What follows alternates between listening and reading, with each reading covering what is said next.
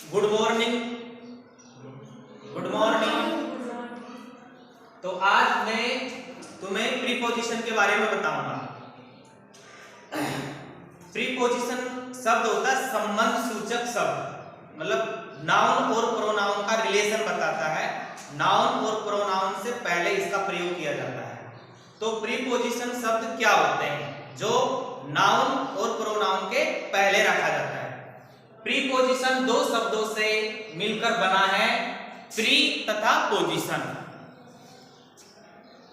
Preposition दो शब्दों से मिलकर बना है, प्री तथा पोजिशन। प्री का अर्थ होता है पहले, बिफोर। बिफोर माने पहले। पोजिशन का अर्थ है रखा हुआ, मतलब स्थिति।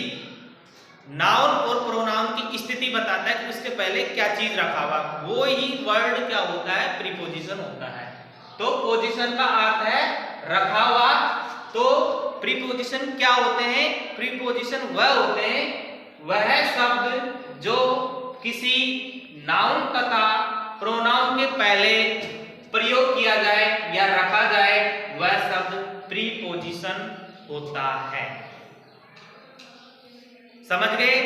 जो शब्द नाउन और प्रोनाउन के पहले प्रयोग किया जाए वो शब्द प्रीपोजिशन कहलाता है।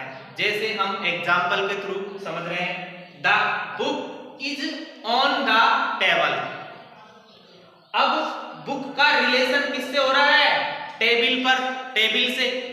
और वो बुक कहाँ है? टेबल के ऊपर। तो इनका बुक का और टेबल का जो रिलेशन बना रहा है वो कौन बना रहा है? ऑन। मतलब बुक कहाँ है? टेबल के ऊपर। तो ये जो मैंने गोला कर रखा है ऑन, और ये टेबल के ऊपर गोला कर रखा, ये नाउन है। नाउन ये है और ये नाउन ये है बुक। तो इसके बीच में जो रिलेशन बना रहा है ऑन, वो ऑन क्या है?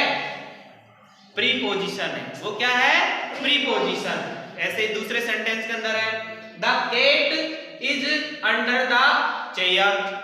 इस सेंटेंस में केट और चेयर का रिलेशन कौन बना रहा है? अंडर वाला शब्द। तो ये जो अंडर शब्द है यही प्रीपोजिशन है।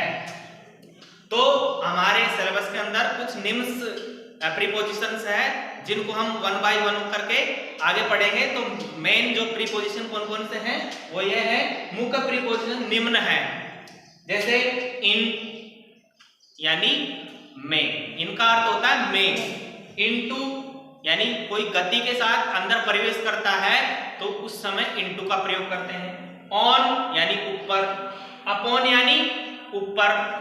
एक तो ऊपर बिल्कुल टच होकर रखा जाता है और एक अपॉन का मतलब भी ऊपर हो, लेकिन वो थोड़ा ऊपर होता है, टच नहीं होती कोई वस्तु। जैसे ये बैग टच हो रहा है तो ये तो ऑन आएगा, टेबल के टच हो रहा है ना। और मैं कोई इसको ऐसे इतने ऊपर पर रखूं तो वो अपॉन आएगा। अंडर यानी नीचे, ओवर यानी ऊपर। ओवर का भी अर्थ ऊपर ही होता, लेकिन बहुत सारा जब गैप हो जाए तो उसके लिए प्रयोग करेंगे ओवर का।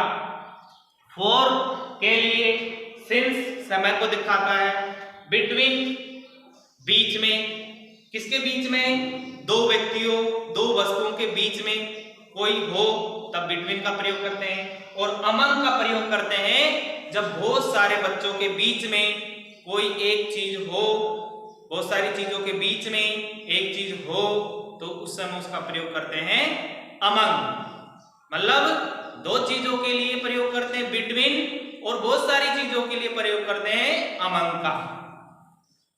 धन्यवाद।